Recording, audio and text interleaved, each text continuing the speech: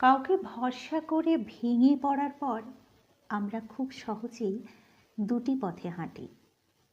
হয় তাকে বদলাতে চাই, অথবা নিজেকে তুচ্ছ ভাবতে শিখি।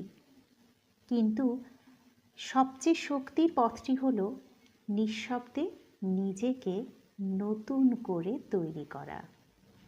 এই পরিবর্তন রাগের ফলে নয়, এটা প্রতিশোধও নয়, এটা নিজের ভেতরের আলোকে আবার জাগিয়ে তোলার প্রক্রিয়া। যখন কেউ আপনাকে অবহেলা করে, কষ্ট দেয় অথবা আপনাকে ব্যবহার করে, তখন তার উপর রাগ দেখানো সহজ, কিন্তু সেটা কি সত্যিকার জয়?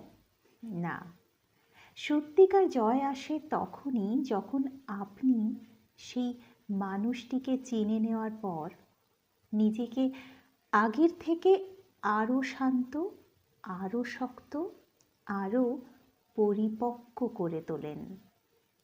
আপনার কোমল জায়গাগুলোকে রক্ষা করতে শেখেন, নিজের প্রতি আস্থা ফিরে পান এবং নিজেকে এমনভাবে মূল্য দিতে শেখেন যে আপনাকে আর কেউ ভেঙে দিতে পারে না। এটাই সবচেয়ে নীরব কিন্তু সবচেয়ে গভীর প্রতিশোধ, কারণ এতে আপনি কাউকে হারান না, বরং নিজেকেই আবার ফিরে পান। আপনার পরিবর্তন কখনোই অন্য কারো জন্য নয়, এটা আপনার ভেতরের মানুষটিকে সুস্থ ও নিরাপদ রাখার জন্য।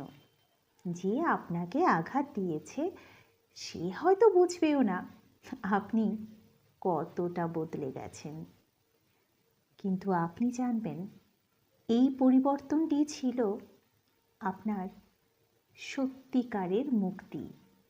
নিজেকে বদলে ফেলা এটা কাউকে হারানোর প্রতিশোধ নয়, এটা নিজের প্রতি নেওয়া সবচেয়ে বড় সম্মান।